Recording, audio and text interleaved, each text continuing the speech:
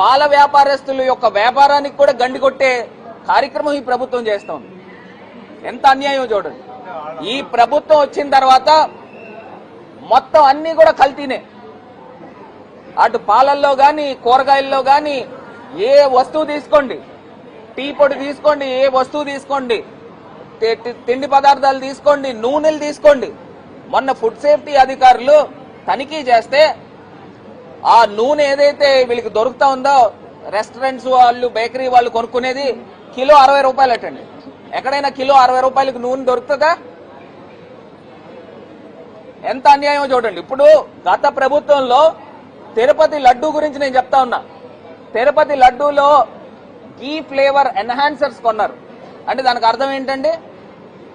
2018 చంద్రబాబు నాయుడు గారు ప్రభుత్వం ఉన్నప్పుడు గీ ఫ్లేవర్ ఎన్హాన్సర్స్ కొన్నారు. మీరు నిజంగా స్వచ్ఛమైన నెయ్యే వాడితే ఫ్లేవర్ ఎన్హాన్సర్స్ అనేది ఆర్టిఫిషియల్ లిక్విడ్స్ ఎందుకు కొనాలి అని అడుగుతా ఉన్నా. సుమారుగా 3,85,00,000 రూపాయలతో సుమారుగా నాకు తెలిసి 80,000 కేజీలు కొన్నట్టున్నారు. అంటే చూడండి, ఈ ప్రభుత్వంలో అన్ని కల్తీ జరుగుతూ ఉన్నాయి.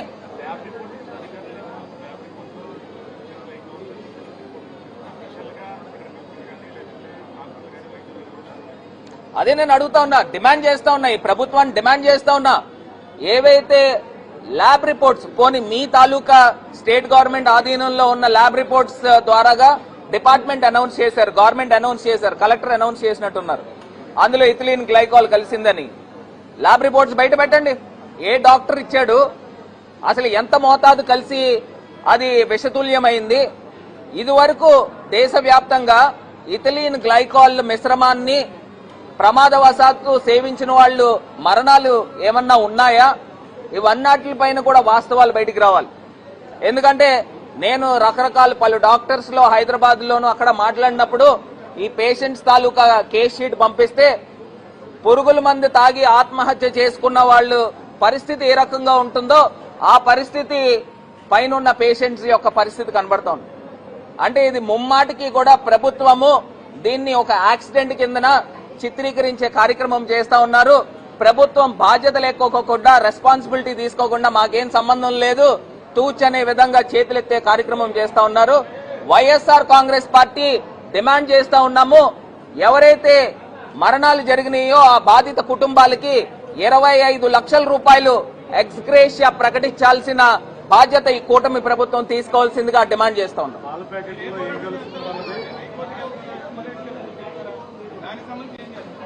ఖచ్చితంగా అండి ఈ యొక్క అంశము వీళ్ళు ల్యాబ్ రిపోర్ట్స్ బయట పెట్టాలా, అదేవిధంగా నేషనల్ ఫారెన్సిక్ సైన్స్ ల్యాబొరేటరీస్ కి పంపించాలా. ఖచ్చితంగా ఈ బ్లడ్ శాంపిల్స్ వీళ్ళు ఎన్ఎఫ్ఎస్ఎల్ కి పంపించాలి, పూణేలో కానీ లేకపోతే హైదరాబాద్ లో కానీ ఢిల్లీలో కానీ. అదేవిధంగా మొన్న ఒక చంటి పిల్లవాడు వైజాగ్ లో చనిపోయాడు, అతనికి సంబంధించి బయోప్సీ రిపోర్ట్స్ కూడా తీస్తే మనకి క్లారిటీ వస్తుంది. ఇవేమి చేయకోకుండా మీరు స్టేట్ ఆధీనంలో ఉన్న ల్యాబొరేటరీస్ దగ్గర నుంచి రిపోర్ట్స్ తీసుకుంటే అంటే వీళ్ళకి రెస్పాన్సిబిలిటీ లేదు, బాధ్యత లేదు, అది యాక్సిడెంట్ అయింది అని చేతులెత్తే కార్యక్రమం చేస్తా ఉన్నారు. ఖచ్చితంగా కూడా హైకోర్టును కూడా ఆశ్రయిస్తాము. వాస్తవాలు నిజాలు బయట పెట్టాల్సిన అవసరం ఉంది. రోజుకు ఒక మరణం చూపించి వీళ్ళు ఒక హై డ్రామా ఆడుతా ఉన్నారు. వీళ్ళకి అక్కడ డ్రామాలు ఆడడానికి విజయవాడలో టైం ఉంటుంది.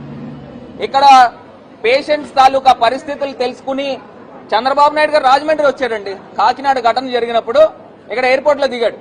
మరి ఆయన దిగినప్పుడు ఇక్కడికి వచ్చి ఈ కిమ్స్ హాస్పిటల్కి వచ్చి పేషెంట్స్ ని సందర్శించాల్సిన బాధ్యత ఈయనకి లేదండి ముఖ్యమంత్రిగా?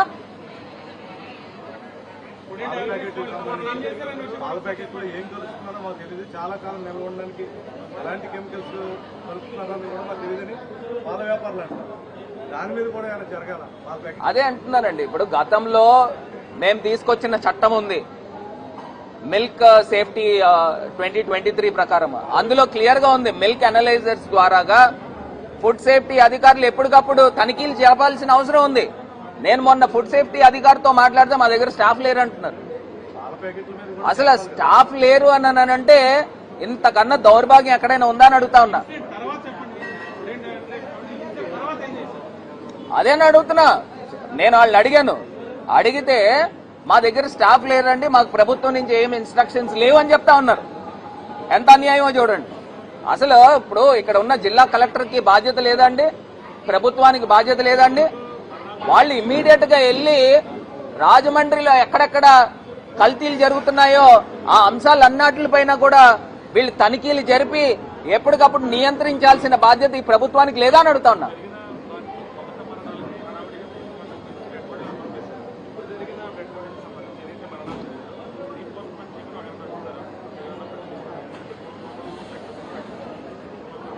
అదే అడుగుతున్నానండి. ఇప్పుడు ప్రభుత్వము ఎందుకు గోప్యంగా ఉంచాలండి? ఈ అంశాలని గోప్యంగా ఎందుకు ఉంచాలి? పోస్ట్ మార్టం రిపోర్ట్స్ బయట పెట్టాలి, బ్లడ్ శాంపిల్స్ మీరు టెస్ట్ చేసిన రిపోర్ట్స్ బయట పెట్టాలి, నేషనల్ ఫారెన్సిక్ పంపించాలి. అసలు పోలీస్ డిపార్ట్మెంట్ ఆ యొక్క ముద్దాయిని ఇంట్రాగేషన్ ఎందుకు చేయరండి? ఇప్పుడు ఆయన రిమాండ్ లో ఉండి సెంట్రల్ జైల్లో ఉన్నారు. పోలీస్ డిపార్ట్మెంట్ కూడా అతన్ని బయటికి తీసుకొచ్చి ఆ స్టేషన్ ని తీసుకెళ్లి ఇంట్రాగేషన్ చేసి అసలు ఏం జరిగింది, నువ్వు నిజంగా ఏమన్నా కలిపేవా, లేకపోతే ఇథిలీన్ గ్లైకాల్ కలిసిందని మేము ఒక స్టోరీ వెళ్ళాము, దానికి సంబంధించి ఏ రకంగా జరిగింది అనేది పూర్తిగా ఇంట్రాగేషన్ చేసి ఆ ఇంట్రాగేషన్ రిపోర్ట్ కూడా మీరు సబ్మిట్ చేయాలి కదండి, పబ్లిక్ డొమైన్ లో పెట్టాలి కదండి.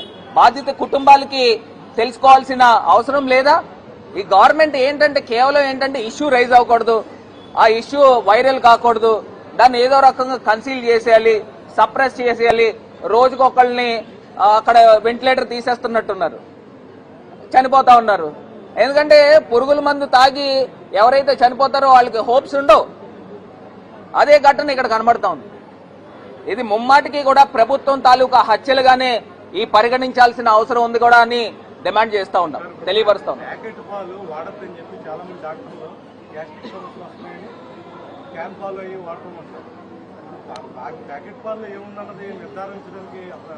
అదేనండి, ఇప్పుడు నేను అదే చెప్తున్నా. ఇప్పుడు ప్రభుత్వం కూడా పూర్తి స్థాయిగా ఇక్కడ మెన్ని డిప్లాయ్ చేయాలి.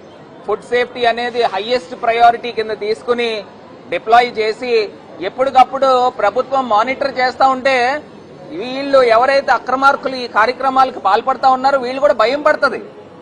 వాళ్ళకి సంబంధించి ఏదైనా ఎక్కడైనా జరుగుతూ ఉంటే ఆ షాపులను సీజ్ చేసి క్లోజ్ చేసి వాళ్ళపైన సెక్షన్స్, హెవీ సెక్షన్స్ పెట్టి జైల్లో పెట్టించాల్సిన బాధ్యత ఈ ప్రభుత్వం తీసుకుంటే ఈ అడల్టరేషన్ అనేది నియంత్రించడానికి అవకాశం ఉంటుంది. అంతే తప్పితే మా దగ్గర మెన్ లేరు, స్టాఫ్ లేరు అని ఇలా చెప్తా ఉంటే ఇంకా అసలు ఈ ప్రభుత్వం ఎందుకు ఉంటే ఏంటి, లేకపోతే ఏంటి?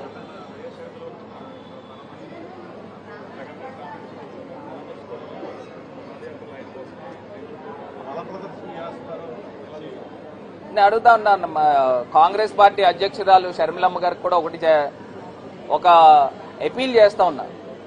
మీరు ప్రతిపక్షంలో ఉన్నారు, ప్రతిపక్షంలో ఉన్నప్పుడు ప్రభుత్వం చేసే తప్పుల గురించి మనం ప్రశ్నించాలి కానీ మీరు ప్రతిపక్షంలో ఉండి ప్రధాన ప్రతిపక్షాన్ని మీరు ప్రశ్నిస్తే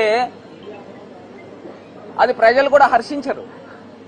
అది కూడా మీరు రాజకీయాలు నేను చెప్పేంత పెద్దోడిని కాదు కానీ మీరు ఎప్పుడైతే ప్రభుత్వం చేసే తప్పుల్ని మీరు ప్రశ్నిస్తే మీకు కూడా భవిష్యత్తు ఉంటుంది. రండి.